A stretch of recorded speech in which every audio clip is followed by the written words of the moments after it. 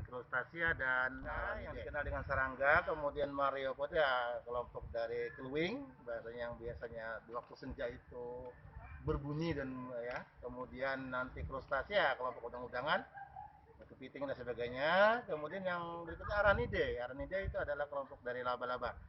Nah, di mana mereka ini memiliki habitat yang masing-masing ya.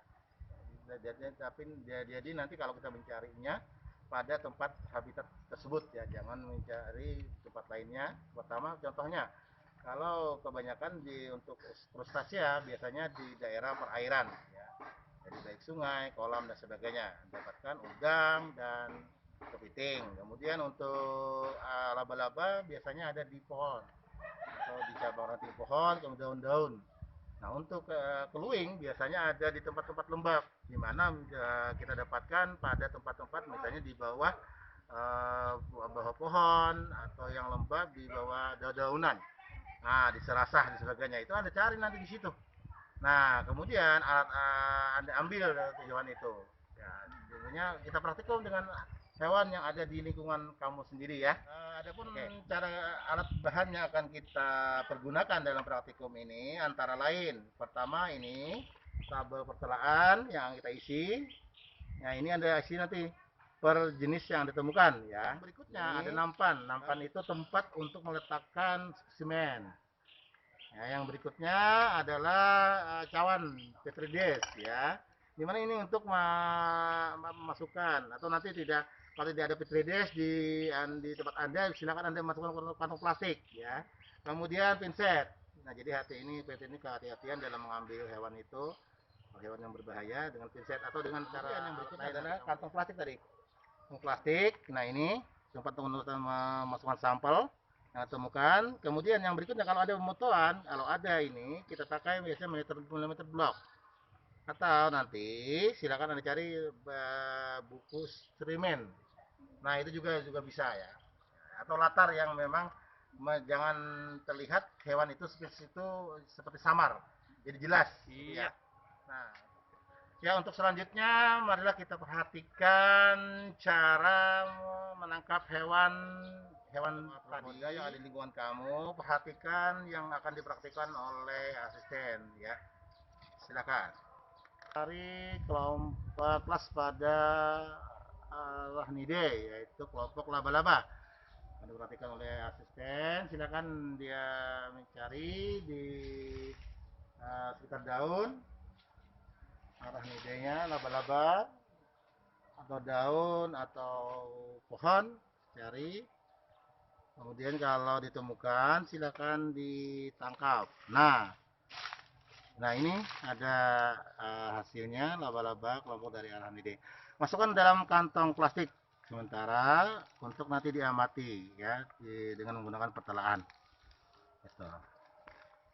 Sekarang kita perhatikan cara mendeterminasi jenis yang tadi telah ditemukan hewannya.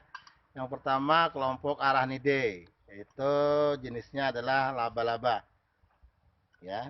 Kemudian ini, nah cara kerjanya adalah hewan tadi silakan Anda buat foto sejelas mungkin bagian-bagian tubuh hewan tersebut, ya, dengan sejelas-jelas. Sekarang kita akan perhatikan setelah dipoto dengan jelas sebagian morfologinya, kemudian nanti berikan keterangan pada gambar yang Anda foto tersebut ya sejelas-jelasnya. Jadi fotonya sejelas-jelasnya, di mana kita tahu bahwa arthropoda memiliki ciri hewan yang berbuku-buku ya. Nah, nanti yang pertama, bagian tubuhnya terdiri dari bagian kepala, toraks dan abdomen. Di mana pada bagian-bagian tersebut ada organ-organ penunjang dari jenis ini. Antara lain yang pertama nanti di bagian kepala terdiri dari nanti Anda tentukan bagian mata, kemudian bagian mulut dan juga antena. Ada tidak ya?